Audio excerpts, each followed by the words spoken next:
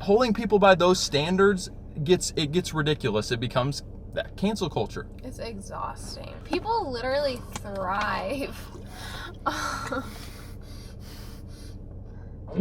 Okay.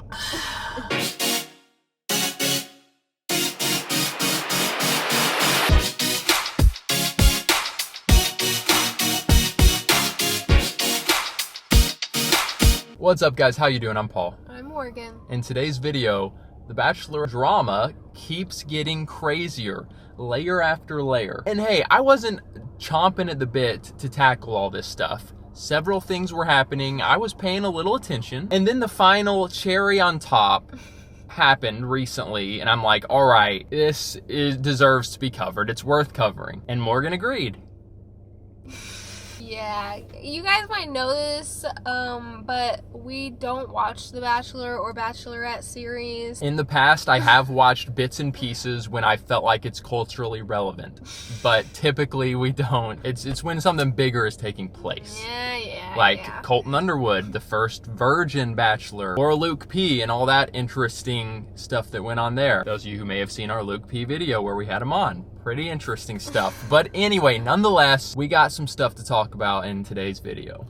Alright, but before we get there, you guys know the drill. If you haven't subscribed, make sure you click that subscribe button and the cute little bell button so you know when we drop things and when we go live. Yes. We make videos on culture and social issues from a Christian perspective to help you have hope and be free. Alright, so guys, a very quick overview of all of this. We have the current season of The Bachelor that's taking place. Interesting thing is they have the first black Bachelor.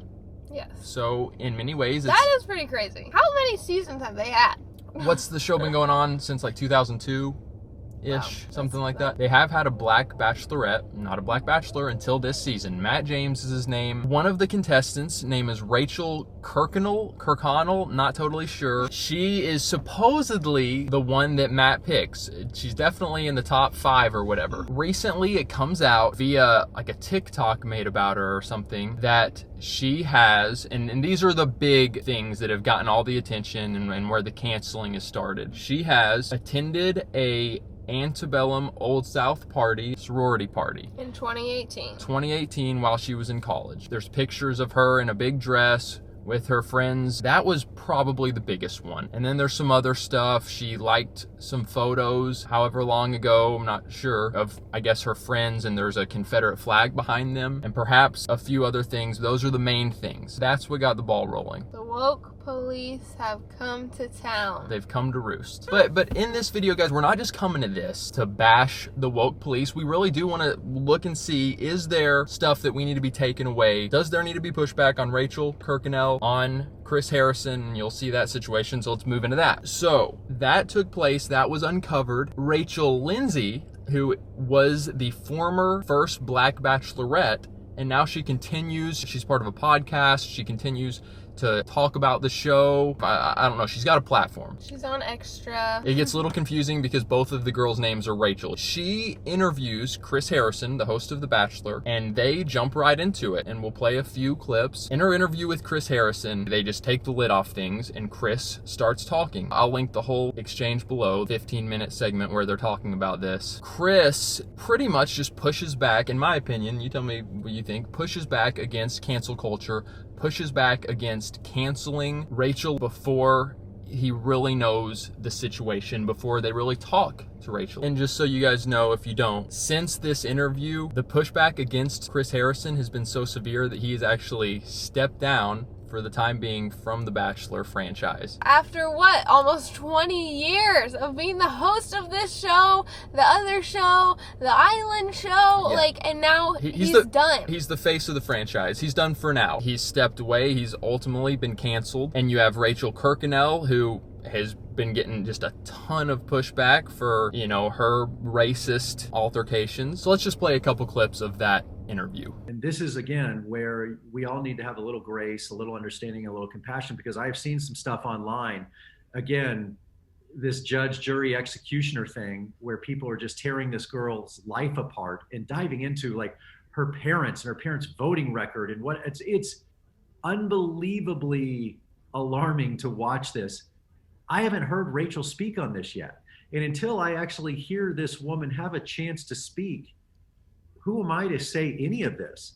I saw a picture of her at a sorority party 5 years ago, and that's it. Like, boom, like, okay, well, this girl is in this book now, and she's now in this group. And I'm like, really? There's the opening clip. Morgan, thoughts on it so far? It just kind of seems like Chris is seeing, like, guys, we are literally ruining this young woman's life over a picture that happened years ago. Is this justified? And I think he's kind of trying to decide, is it justified? Is the uproar, is the reaction from the woke police or whatever necessary and justified? In his opinion, he's saying it's not really justified. Like, people need to chill out and give her some grace and let her explain, because she at that point had not even talked. Another interesting layer is the way that Rachael Lindsay, who's interviewing Chris here, the way she's responded to Chris Harrison getting canceled, and since then Chris Harrison has made a couple apologies. The way that Rachael Kirkconnell has been canceled and her apologies. There's just a lot of interesting stuff, a lot of interesting things to discuss here. I think, like, one of the main reasons, or if not the main reason that we're making this video, is to just talk again about cancel culture and how serious the consequences are that come from cancel culture. Also, kind of the cherry on top, and we'll talk more about this later, is just how when there's people who are so strong for canceling someone end up also getting canceled. Yeah, no one's safe. Then they are like, what? Not me.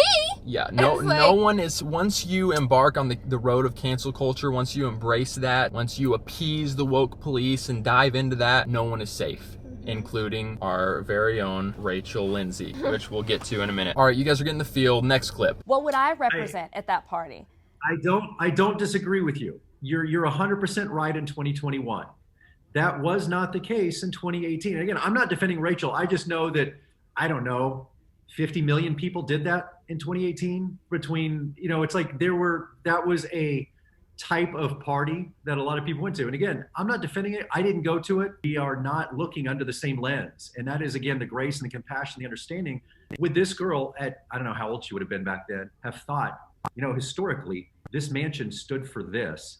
Guys, it's not really that woke that we're here. We need to have the understanding and the compassion of this history and what this stood for and what these people who own this mansion stood for. My guess, these girls got dressed up and went to a party and had a great time.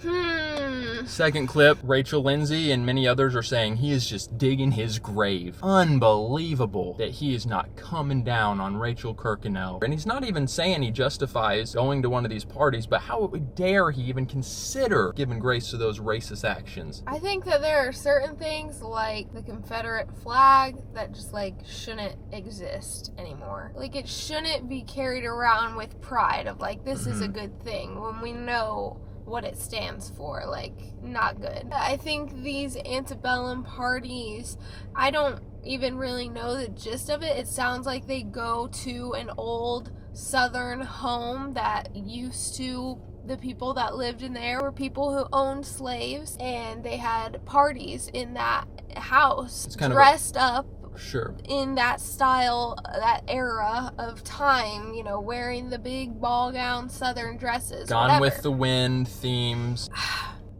I could have seen myself as an 18-year-old girl hearing about a party where I get to dress up in a big giant ball gown and being like, what? That's so fun. And then I would just go. And, like, if I got there and they literally had hired black people to portray slaves, not okay. Sure. But I don't think that's what was going on. Again, like, had I been aware of, like, oh, we're going here to, like, act like we're white, rich slave owners, that's not cool, and I'm not gonna do that. But it was like, oh, we're going to dress up in fancy ball gowns and have a fun time that night? Sweet. And that's what that clip, the end of that, Chris said, when they were putting on those ball gowns, I don't think that they had racist intentions. Right. I don't think there was racist intentions attending one of these parties. I tend to agree with him. Are there racists in college that perhaps engage in certain things? They're racist and so they're doing these things, whatever? Yes, I would say yes. I think the vast majority are not. And so I appreciate Chris giving them the benefit of the doubt until he actually can talk one-on-one. And he goes on later in this interview and he says, I'll talk to Rachael Kirkconnell one-on-one and I'll probably push on her some and we'll flesh this stuff out and have these harder conversations. I appreciate the way Chris was going about it. He got a lot of pushback later from Rachel Lindsay. She was like, he said that it was different in 2018 than it is in 2021. And no, it's never okay. He shouldn't have said that. And it's like, were we in a different racial climate in 2018 than we are in 2021? I would say we definitely are.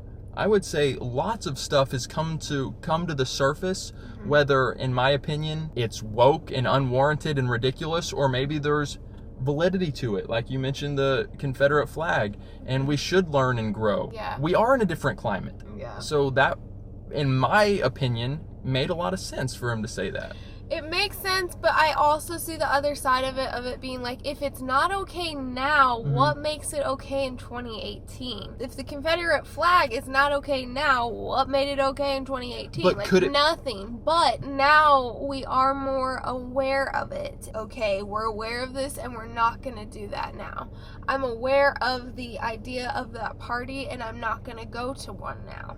But it's like, you can't hold something against someone who doesn't know, who just doesn't know. And that is kind of at the crux of all this. Rachael Kirkconnell, in her apology, she said, I'm sorry for my ignorance. My ignorance was racist. Which I think is just ridiculous. That just sounds like all these books we're getting, the D'Angelo, white fragility, and you're racist even if you don't know, your ignorance is racist. It's like, is your heart racist or not? And a lot of times they're punishing people because the people don't see it exactly like them. The people don't have the same level of wokeness. It's definitely a discussion worth having. What should be removed from American society right now because the roots aren't good. But kind of along with what we're saying about, well, if it wasn't okay in 2018, it's not okay in 2021, and she should have known, or she whatever. There's an interview that we're going to play a few clips of Rachel Lindsay responding and giving her thoughts to how it all went down with her interview with Chris Harrison. And in this interview, she says this. I'm not sure what's true and what's not of either Rachel doing things. One thing I can tell you that is factual is that she liked a picture with two of her friends posing in front of a Confederate flag. There are pictures of her appropriating other cultures, dressing up as Indians. I think there's something else. Native Americans. Native Americans. Yeah. You almost to yourself there. Yeah, I know. I caught it though. But see, I caught it. I was wrong. This is how y'all do it. I was wrong in what I just said. I am sorry. I corrected myself and I will learn from it and do better. Oh no! So she literally, in my opinion, because perhaps several years ago to call a Native American an Indian was okay. We just didn't we didn't think anything of it, and maybe since then they've come out and said no, we prefer Native American. Fine. She's doing in my opinion, such a similar thing to what she's so upset about Rachael Kirkconnell. 3 years ago, Rachael Kirkconnell didn't know. So now, but she's racist and blah, blah, blah. Rachel Lindsay didn't know this, or she made a slip. Are people going to watch that and accuse Rachel Lindsay of being racist against Native Americans because she called them Indians when we're not totally sure? And maybe now 3 years later, but 3 years ago, that was still, nothing's changed. That's still a racist statement because she called them Indians. No, not in my opinion. You see what we're saying? Holding people by those standards gets ridiculous. It becomes that cancel culture. It's exhausting. I don't get how, people literally thrive. It seriously seems like people thrive. They do. Off of canceling other people, and that's incredibly disturbing to me. And it's like we've put ourselves on these very high, pedestal, I'm a god, and you must ask me for forgiveness, and I will decide if I'm gonna forgive you or not. And if I don't, then you better keep trying until I finally forgive you. Great point. And that's really gross and disturbing to me, because I feel like, biblically, the Bible says, the measure that you judge, you will be judged. So get ready, little gods. You're about to face the big God one day. And I don't think it'll be very pretty if you don't chill out for a second and realize people are just people, and we are learning. And this Rachael girl from this current Bachelor series, she has come out and apologized. She has posted pictures of her with books, which I could talk about how goofy I think that is. But she's posted that she's reading these books. She is learning. She's trying to teach herself and to know better. And it's still not good enough. And Morgan's saying she thinks it's goofy because, in my opinion as well, it's a lot of virtue signaling. It's a lot of here I am. bending over and, oh, I'm so sorry. Yes, I am racist. And it's just this virtue signaling, and it just gets ridiculous. Yeah. And you can't appease, like Morgan's saying, you can't appease the woke mob that have their superiority complex. Oh, you apologize? Well, your apology wasn't good enough. It wasn't sincere. And this is why it's so rich with hypocrisy and just cancel wokeness. Bleh. We'll start with exactly what Morgan just referred to. Rachael Kirkconnell, she came out with this apology, said all the right things, so to speak, whether she meant it or not, to appease the woke mob, to appease Rachel Lindsay, to appease whoever. In one of her posts, she posts a picture of, there's like, I don't know, maybe a drink and a book, and the book is something to do with racism, like confronting racism. So here's what Rachel Lindsay had to say about that. All right, we moved spots because it was getting too sunny over there. One of the things that she said about Rachael Kirkconnell's picture, she said, you almost feel like you know everything you need to know about her in that picture. That's so condescending. She does say that Rachael Kirkconnell's was well written, but then goes on to say that it sounded vapid. Not good enough for Rachel Lindsay. Not good enough. And she's the queen of the world that we all must apologize to. Ooh. She keeps restating that they need to show that they're... Yeah, she said they need to show, not just say that you're sorry, but now take action. Well, she's saying she's taking action by reading these books. Still not enough Yeah, for so her. it just feels like you're putting yourself at such this high place, and everyone else has to respond exactly like you want. It's just sad to me that we've reached a place where you're literally forced into apologize. And it's like, what if someone is not apologetic? I would rather not force someone to apologize than get a fake apology from them, and then like 2 years later they make the same mistake or they do something stupid or worse. Like, let's let people come to their own apology in their own time and recognize, you can point things out to them, like, hey, you messed up here and that ain't great, and see if they apologize. But if they don't, don't force it out of them, don't demand it out of them, don't ruin their lives because they didn't apologize. I mean, the Bible talks about how if you can't forgive others, why on earth would God forgive you? If we are holding people accountable, not just holding them accountable, but refusing to forgive them or telling them their apology wasn't good enough, apologize better. What is that? What is that? It's crazy to me. Well, and she said that she wasn't real happy with the apology from Chris Harrison. She feels like his truth was in the actual interview. Yeah. And then, there's no possibility that Chris could have done that interview and left and been like, maybe I came across too harsh, or man, I maybe shouldn't have said. No, there's no possibility of that. His true self was in that interview, and for him to come out and apologize is ridiculous. It's not real. Because it was a day later. But my thinking on that, I think Chris, after the interview, was like, I believe what I said. And I thought overall it was a good interview. Well, and I think that too. Oh, yeah, I think it was a good interview on Chris's part. Yeah. After it was wrapped up, he was like, ooh, I maybe stepped on a few woke toes, but I'll be okay. And then he starts receiving, the open the floodgates of the cancel culture mob after him. And then the next day, he's like, okay, do I want to end up like Gina Carano? We saw what happened when you don't apologize, just like the woke mob wants you to. But he's like, I don't want to get canceled from Hollywood. Yeah. So, a few months of getting criticized while making these deep apologies, a few months, and then I'll be back, rather than maybe standing my ground and being canceled for the rest of my life. And I think that is the case, but I'm just saying that the idea of okay, what if he did that interview, and then after the interview and once the hate started coming out and people started pointing out you said this, it was too far, that he was like, whoa, it was too far. I am sorry. It's no, that's not the reality. Not good enough.